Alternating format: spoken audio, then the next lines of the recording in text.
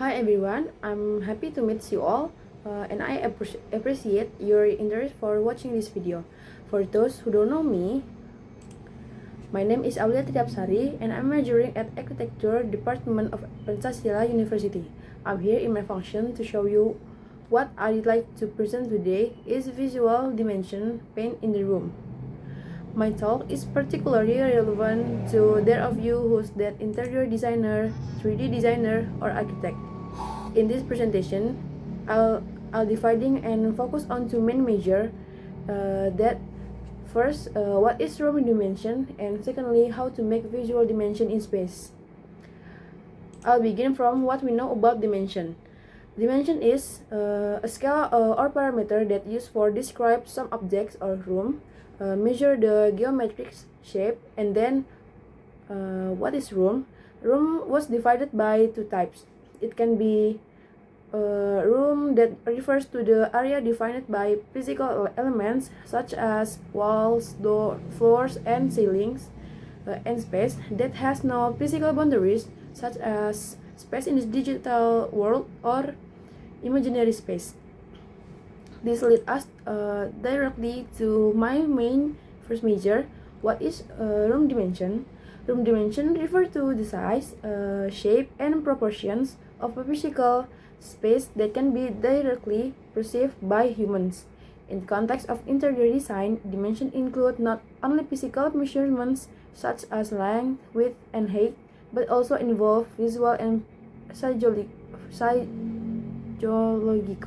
perception influenced by design elements such as color, lighting, texture, furniture, and layout. Physically, room dimensions are determined by the actual dimension of the walls, ceilings, and floor, which form the boundaries of the space. However, the perception of dimension can be manipulated visually using certain techniques. In other words, room dimensions are a combination of physical size and how the space is perceived or experienced by the person using it. But how to make visual dimension in space works? The dimension of a room should created by the use of wall paint are optical illusions that affect the way we perceive the size, shape, and proportions of a space. Wall paint can create certain perceptions because our eyes and brains process color, light, and shadow in specific ways. Light colors, for example, have the property of reflecting light, making a space feel more spacious, open, and bright. Conversely, dark colors absorb light, creating the impression of a smaller, more intimate, or closed-in room. In addition, using color in certain patterns, such as painting one wall a darker color than the others, can highlight certain parts of a room, creating depth or even lightening the perception of the view. The color of the ceiling also plays an important role. A light painted ceiling will give the impression of height, while a dark painted ceiling will make the ceiling appear lower, creating a sense of warmth or closeness. These effects occur because color not only affects the light that is visible to the eye, but also directs our focus and attention.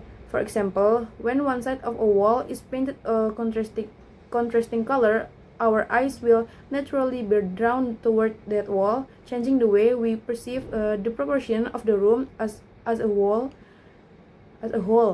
Thus, using paint is one of the best and simple and most effective way to change the dimension of a space without having to make structural change. I'm nearing end of my talk.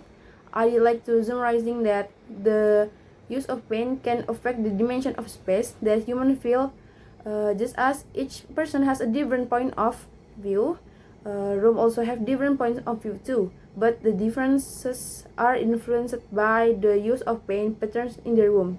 The comfort that humans feel when they are in a room depends on how we arrange the components in it.